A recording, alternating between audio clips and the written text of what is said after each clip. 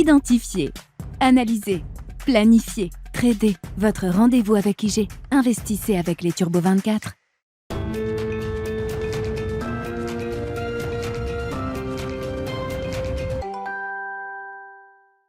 Bienvenue dans Smart Bourse, votre double dose quotidienne de marché en direct sur Bismart. Chaque jour à la mi-journée, 12h30, 13h. Et en fin d'après-midi, la grande édition pendant une heure à partir de 17h en direct, rediffusée à 20h sur Bismart TV.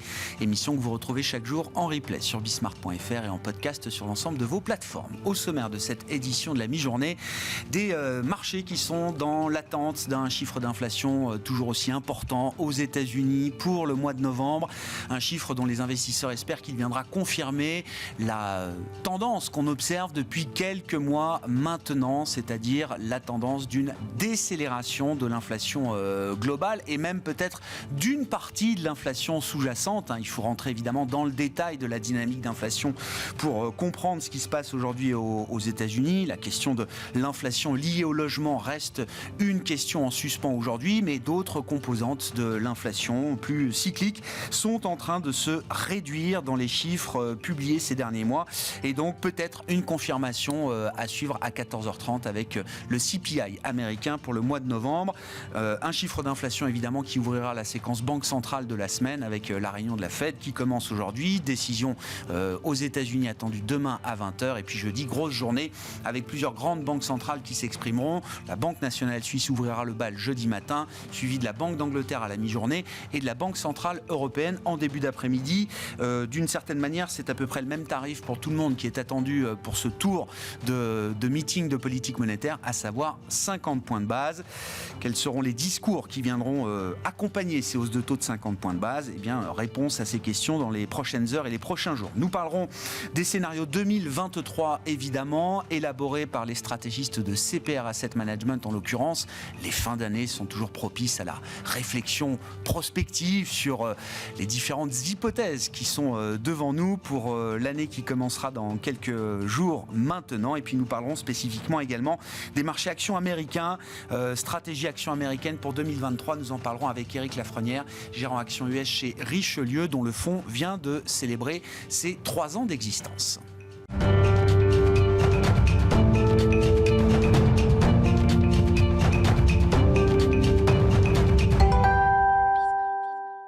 Mais d'abord, les scénarios et les hypothèses de 2023. Nous en parlons avec Juliette Cohen, qui est avec nous par téléphone, stratégiste chez CPR Asset Management. Bonjour et bienvenue, Juliette.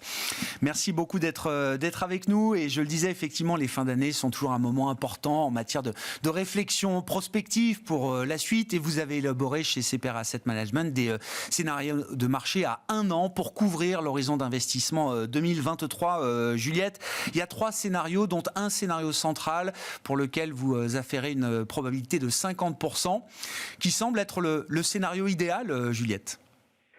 Oui, tout à fait. Le scénario central, c'est un scénario où le ralentissement de l'inflation se confirmerait aux États-Unis et puis s'amorcerait dans un second temps en zone euro. Et donc, ça permettrait aux banques centrales de terminer leur cycle de resserrement monétaire. Et grâce à la vigueur des marchés de l'emploi à la fois aux États-Unis mais aussi en Europe, au plan de soutien budgétaire, on réussirait à échapper à une récession dure. Et donc tout ça permettrait finalement au taux long de rester sur des taux, sur les niveaux qui sont assez proches des niveaux actuels, et puis ça permettrait aussi un rebond assez marqué des marchés actions. On aurait dans ces cas-là des marchés qui progresseraient de l'ordre de 7,5% pour les pays développés, et puis on aurait des progressions un peu plus significatives pour les actions des pays émergents. Oui, intéressant. Donc, scénario avec 50% de probabilité. On va l'appeler le scénario du soft landing, c'est ça, de l'atterrissage en douceur, notamment de l'économie américaine. Quels sont les risques attachés à ce scénario central, Juliette ? Vous avez répondu à cette question avec 2 scénarios alternatifs, qui sont plutôt d'ailleurs des scénarios adverses négatifs à ce scénario central. Pour chacun de ces scénarios, il y a 25% de probabilité, Juliette. Quels sont ces 2 scénarios alternatifs que vous avez en tête pour l'horizon d'investissement 2023 ?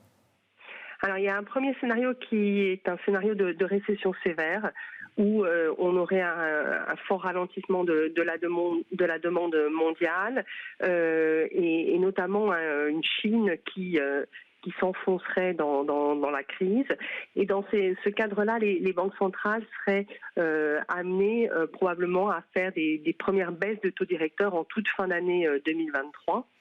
Et puis côté marché action, on aurait en plus des baisses assez marquées, puisqu'évidemment on serait dans un contexte très négatif avec des perspectives de progression des bénéfices des entreprises très dégradées, aussi des risques de faillite accrus. Et dans ce cadre-là, le retournement sur les marchés actions serait assez fort. Et puis côté taux, on aurait des baisses de taux longs assez significatives, puisque dans ce cadre-là, on envisagerait des taux américains à 10 ans autour de 2%. Ouais, donc un scénario vraiment où les mauvaises nouvelles seraient vécues comme des mauvaises nouvelles par les investisseurs actions notamment. C'est ça qu'il faut comprendre, Juliette. Hein. Ouais. Oui. Intéressant, parce que dans ce scénario quand même, on trouve la poche obligataire comme étant un amortisseur, voire un moteur de performance d'ailleurs. Hein. C'est-à-dire que dans les stratégies équilibrées, on retrouve quand même quelque chose de plus naturel pour les investisseurs diversifiés. Oui, tout à fait. C'est vrai que l'année 2022 était très atypique, puisqu'on a eu un choc vraiment sur la corrélation entre taux et actions. Et on pense que ce n'est pas quelque chose qui devrait se poursuivre à un horizon moyen terme. Et justement, ce scénario de risque de récession en serait vraiment l'illustration la plus forte. Et puis alors, l'autre scénario alternatif, avec 25% de probabilité lui aussi, c'est peut-être le scénario le pire pour les investisseurs, puisque là, on pourrait imaginer que toutes les classes d'actifs, obligataires et actions, baisseraient à nouveau en 2023. Oui, ça serait la répétition du scénario. En fait, lié à la persistance de l'inflation, le fait que finalement aux États-Unis l'inflation ralentirait plus lentement qu'anticipé, qu'en zone euro on aurait une inflation qui resterait encore assez élevée longtemps, notamment avec la pression des prix énergétiques et des matières premières en général. Et dans ce cadre-là, les banques centrales seraient obligées de maintenir un discours assez dur, en surprenant les marchés financiers et en réaffirmant finalement leur objectif prioritaire de stabilité des prix. Et donc là, on aurait une Fed et une BCE qui irait beaucoup plus loin. On a une cible dans ce cadre-là de taux directeur aux États-Unis à 6%. Donc c'est bien au-dessus des anticipations de marché actuelles. Et évidemment, l'impact sur les taux longs serait assez fort. On aurait des taux longs en forte hausse par rapport au niveau actuel. Et pour le coup, une contre-performance des marchés actions très forte. Là, dans ce cadre-là, le SP 500 perdrait 15%. Donc c'est même plus fort que dans le cadre du risque de récession. Et pour la zone euro, le Japon, on aurait des baisses un petit peu moins marquées. Est-ce qu'on peut imaginer, Juliette, qu'on sera assez vite fixé au démarrage de l'année 2023 sur l'un ou l'autre de ces scénarios, ou est-ce qu'il y a un risque effectivement que le manque de visibilité, les incertitudes nous accompagnent encore longtemps sur 2023 ? Alors, je dirais que sur l'inflation, il y a quand même, pour l'instant, côté américain, c'est vrai qu'on a eu un ralentissement de l'inflation qui s'est poursuivi depuis quelques mois, et c'est vrai que c'est peut-être quelque chose qui sera plus heurté sur le début d'année 2023. On sait qu'on a quand même la composante logement qui va apporter probablement un peu de volatilité. Et puis côté européen, Philippe Lane disait qu'on était proche du pic d'inflation, mais qu'il y avait quand même beaucoup d'incertitudes, et notamment sur la façon dont les prix de l'énergie se répercutent dans l'indice CPI. Et donc, je dirais que ça va quand même être... Sur le premier trimestre, on a encore de l'incertitude à venir, en tout cas côté inflation. Et puis côté, je dirais, croissance, pour l'instant, cela tient plutôt bien, mais côté, en tout cas européen, on attend un ralentissement et voire une contraction du PIB sur le premier trimestre 2023. Donc là aussi, je dirais que le premier trimestre sera déterminant à la fois côté inflation et côté croissance. Quand vous regardez le positionnement des marchés aujourd'hui, des marchés globaux, Juliette, les investisseurs ont fait des choix à ce stade parmi les scénarios que vous proposez. C'est vrai que c'est pas facile entre des marchés obligataires qui envoient certains messages, des marchés actions qui en envoient d'autres, des marchés de matières premières qui sont un peu dispersés entre un pétrole qui a refait des plus bas il y a quelques jours, mais des métaux industriels qui ont plutôt tendance à repartir avec la réouverture chinoise. On a l'impression d'un faisceau d'indications parfois un peu contradictoires à ce stade. Oui, tout à fait. C'est vrai que le marché a beaucoup salué le changement de politique sanitaire en Chine. Nous, de notre côté, on est quand même relativement prudents et on avait repris un peu de risque action et on a allégé nos positions récemment et on maintient ce positionnement relativement prudent sur la fin de l'année. Merci beaucoup Juliette, merci pour cet éclairage de fin d'année en vue de l'horizon d'investissement 2023 et ces scénarios à un an que vous avez élaborés chez CPR Asset Management. Juliette Cohen, stratégiste chez CPR, qui était avec nous par téléphone dans cette édition de la mi-journée de Smart Bourse.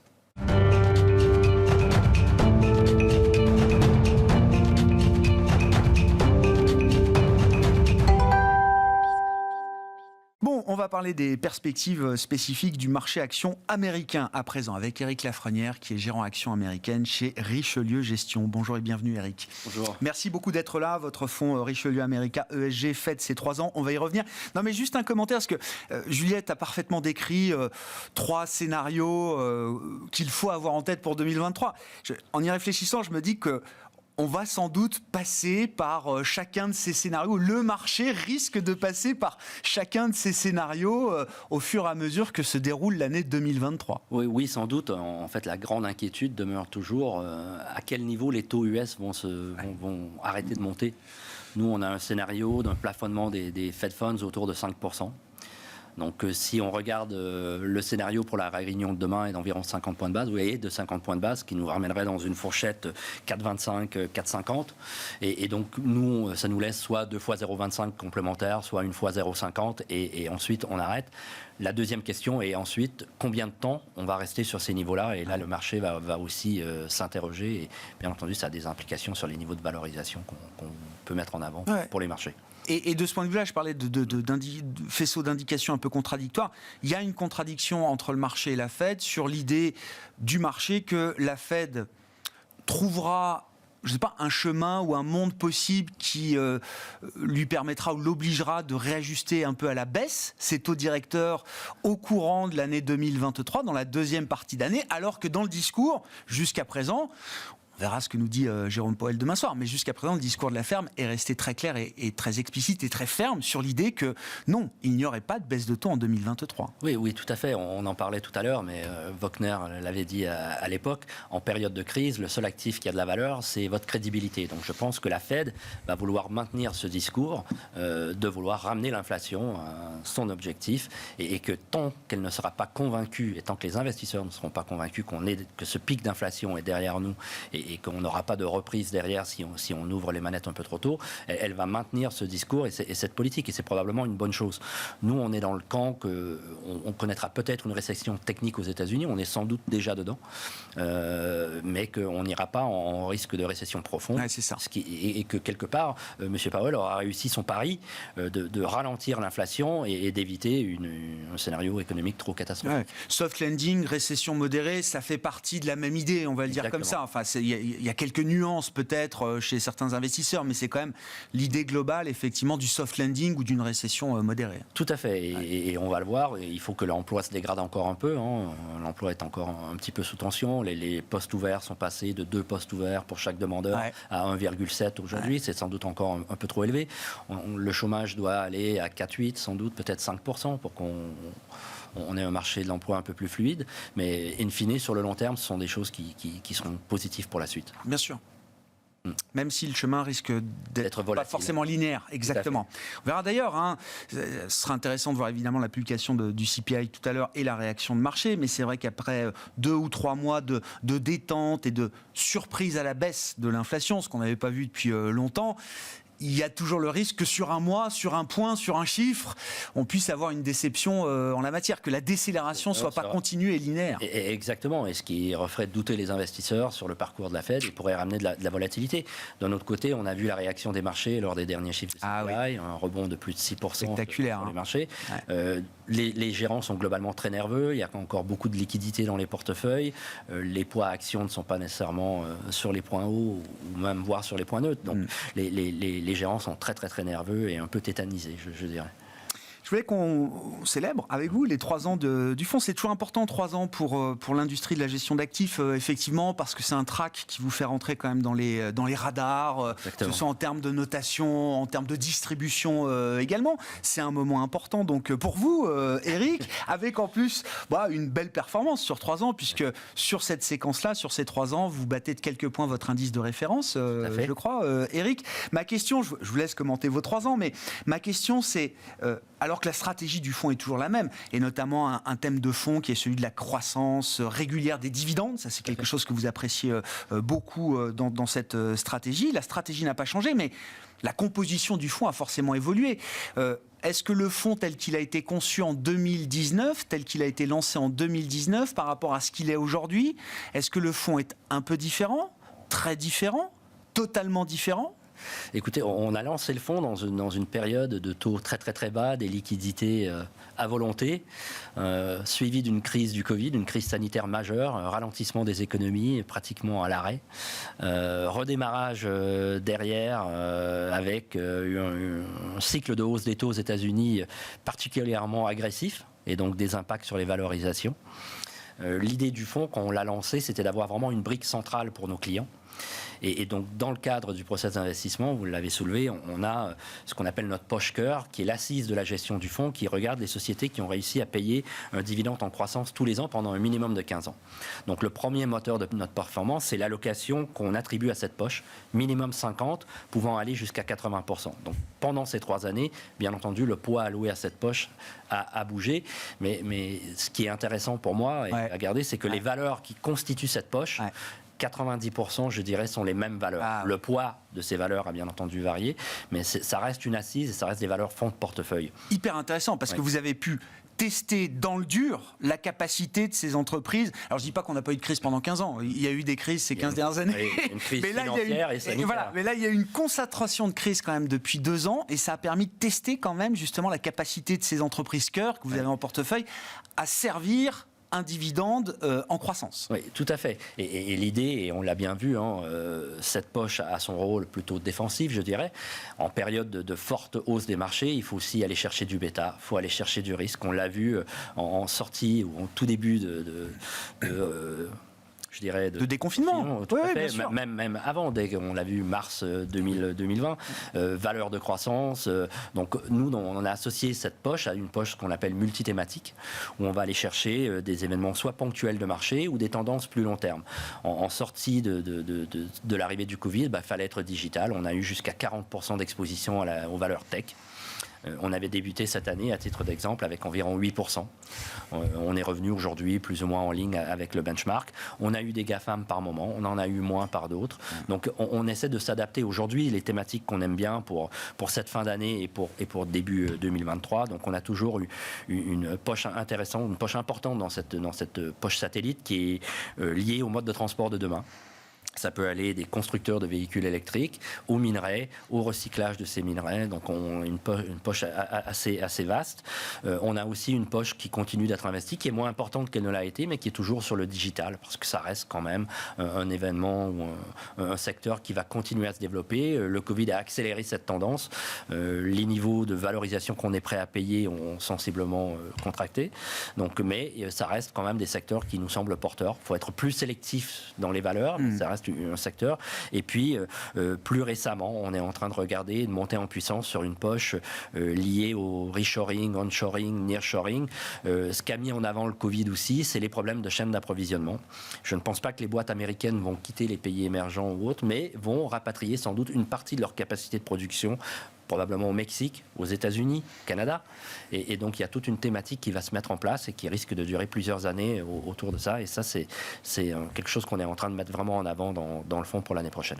De ce point de vue-là, le tant décrié IRA américain, Inflation Reduction Act, décrié par les Européens, bien sûr, Eric, joue un rôle important dans, dans la confirmation de cette conviction que vous pouvez avoir de la thématique industrielle, de production industrielle sur le terrain domestique, avec d'ailleurs l'intelligence des Américains d'associer et le Canada et le Mexique à cette idée de nearshoring, de friendshoring. Exactement, tout ça va dans ce sens, et il y a quand même il y a une logique industrielle, il y a une logique économique aussi qui s'associe à ça, et il y a une volonté très forte du gouvernement actuel, en tout cas du Parti démocratique, d'aller dans ce sens, et ce qui favorise aussi les énergies renouvelables. On va le voir. Et donc, il y a beaucoup de choses qui vont être faites, je pense, dans les années à venir. Après, on l'a dit tout à l'heure, la grande inquiétude demeure le parcours de la Fed sur le premier trimestre et la nervosité du marché, sans doute. Premier trimestre, deuxième trimestre, on risque d'avoir beaucoup de volatilité. Je regardais juste avant de venir à l'émission. On peut mettre en avant qu'ils n'ont pas toujours raison. Je pense que cette année était un bon exemple. Les scénarios pour le S&P, on est autour de 4000 points. Aujourd'hui, on a clôturé hier à 3090. Donc ça, c'est ce que disent les stratégistes, c'est ça en moyenne, tout à fait. Les plus optimistes sont autour de 4005. Là, on parle des niveaux de fin d'année 2023. Exactement. Et les plus négatifs à 3004, consensus 4000. Donc là, je pense aussi que ça va dépendre du niveau des taux, parce qu'on va associer un PE, on va associer des BPA. Les BPA vont de $230 sur le S&P à moins de $200. Donc quel PE on va appliquer à tout ça? Nous, on envisage un peu le scénario central d'ailleurs de nos confrères de CPR quelque part. On voit les marchés US sans doute high single digit. Eux, c'est 7,5% de performance pour le marché américain dans le scénario central du soft landing. Donc c'est un peu le scénario que nous on a pour les US. Faudra surveiller un peu les devises, même si le gros du mouvement est arrivé sans doute plus tôt qu'on ne le pensait. On avait des cibles autour de 1,05, 1,08. On y est. On est passé de 0,97 à 1,05 très rapidement, beaucoup plus rapidement qu'on l'envisageait. Et ça devrait aussi, dans moindre mesure, apporter un petit peu aussi de soutien aux boîtes américaines. Et il faut garder en tête, je pense, qu'une fois l'inflation derrière nous, ou en tout cas le ralentissement bien acté, les entreprises américaines vont vouloir relancer l'export. Et donc un dollar qui s'affaiblit un petit peu, pas nécessairement une mauvaise chose pour les affaires. J'entends. Voilà. Donc en fait, alors, avec les plus pessimistes à 3004 sur le S&P et le consensus assez fort et assez concentré d'ailleurs autour de l'idée de 4000 points, qui sont les niveaux à peu près actuels, il y a quand même un cas alternatif pour un S&P, je sais pas, 4002, 4003, 4004, 4005, pourquoi pas Exactement. On peut imaginer dans les scénarios de risque aussi des risques à la hausse. Oui, puisque en fait, pour moi, la grande incertitude, et je pense que si ça tourne pas aujourd'hui, ça ne devrait pas tarder à tourner, c'est dans le CPI, la composante immobilier, notamment le Homeowners Equivalent Rent, qui est à peu près 22% du CPI, qui n'a toujours pas tourné. Alors que tous les indicateurs, je dirais, un peu plus temps réel, que ce soit la confiance des promoteurs immobiliers ou des constructeurs immobiliers, les prêts, on voit qu'il y a un ralentissement très fort. On ne le voit pas encore dans l'indicateur CPI. Je pense qu'une fois qu'il va tourner, il va tourner assez rapidement. Et donc on pourrait arriver dans un scénario où l'inflation ralentit beaucoup plus rapidement que ne l'anticipe la Fed. Et là, on a sous-estimé l'explosion de l'inflation et la persistance de l'inflation. Le risque aujourd'hui, un des risques est peut-être qu'on surestime la résilience ou la résistance de l'inflation sur une période trop longue. Oui, mais encore une fois, je pense que la Fed est tout à fait au fait de ces éléments, mais dans le discours, encore une fois, elle veut maintenir sa crédibilité, et tant qu'elle n'en est pas parfaitement convaincue, elle va garder ce discours. Très clair. Mais vous dites, du point de vue du marché, dès qu'on verra cette partie d'inflation liée à l'immobilier ou à l'équivalent loyer qu'on a dans le détail de l'inflation, dès qu'on verra effectivement un point de bascule, vous dites la Fed pourra plus rester aveugle ou aussi dure dans son discours sur l'inflation qu'elle ne l'est encore aujourd'hui. Oui. Et donc l'idée, on l'a vu, je crois que c'était Boulard qui parlait entre 5 et 7% sur les Fed Funds. C'est large, Oui, tout à fait. Nous, on est dans ce scénario de 5%.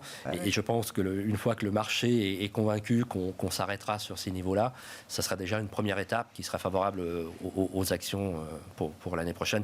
Peut-être un peu plus sur la deuxième moitié de l'année que la première, mais à suivre.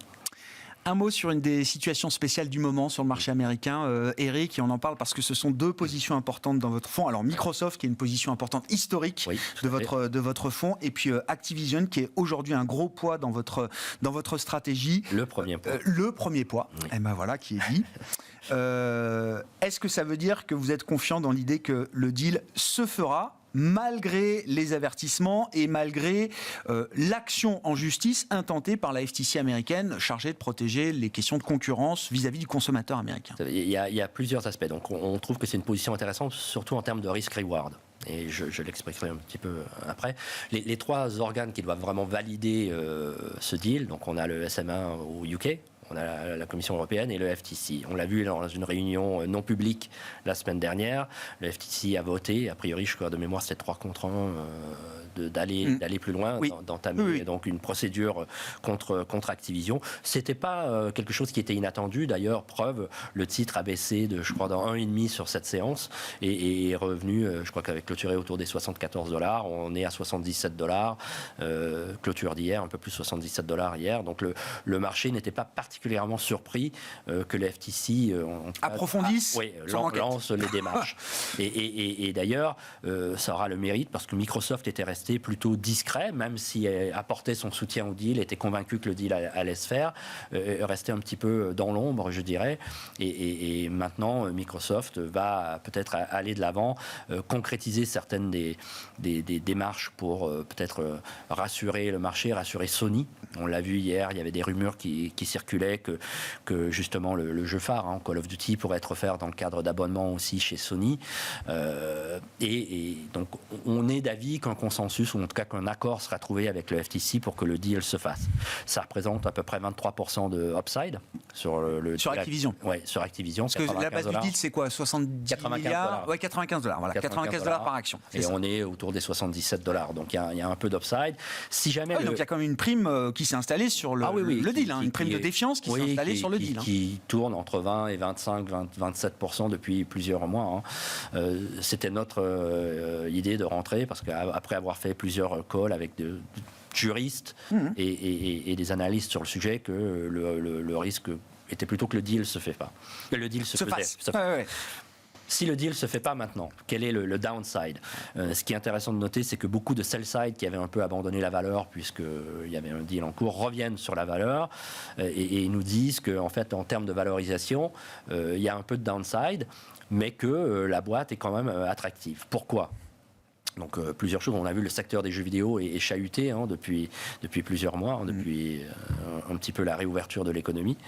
Ce qu'on aime bien chez Activision, le jeu phare Call of Duty, la nouvelle version est sortie. Ça a été la franchise la plus rapide à atteindre le milliard, je crois, de revenus. Aussi, ce qui est intéressant, c'est que dans les 10 premiers jours, le temps de jeu passé par les utilisateurs était 40% supérieur à ce qu'on a connu par le passé dans les autres sorties. Donc le jeu continue d'attirer. On a aussi la partie Warzone qui sera lancée notamment sur mobile. Donc on a aussi cette activité qui se met en place. On a une situation avec la Chine, avec l'arrêt de l'accord, je crois que leur partenaire local, on est arrivé à la fin de l'accord, il ne sera pas renouvelé. Il y a des pourparlers sans doute avec Tencent qui vont se mettre en place pour distribuer leur jeu sur place. Ça prendra peut-être un petit peu plus de temps, donc à court terme, il pourrait y avoir un impact sur les revenus, mais ça reste une zone qui est hyper importante pour Activision et qui se développera. Et l'autre question sur laquelle on aurait pu se poser, c'était le personnel, parce que souvent quand il y a des discussions, on l'a vu avec Twitter. C'est un people business, bien sûr. Beaucoup de départs. Activision communique, au contraire, ils ont réussi à attirer pas mal de personnes. Ils ont gardé les personnes clés qu'ils voulaient garder. Microsoft est plutôt vu comme un bon employeur. Et donc aide aussi à garder le personnel on board pour continuer l'aventure avec un groupe. Donc le deal, c'est positif et le stand-alone, c'est pas forcément négatif et c'est même peut-être positif aussi. Positif à plus long terme sans doute, parce qu'il y aura toujours une réaction négative à court terme, mais sur le long terme, il y a encore beaucoup de potentiel intéressant, donc ça nous paraissait un investissement intéressant.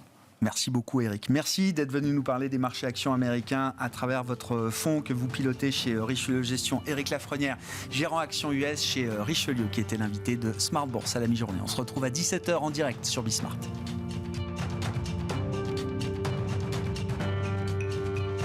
Identifiez, analysez, planifiez, tradez. Votre rendez-vous avec IG. Investissez avec les Turbo 24.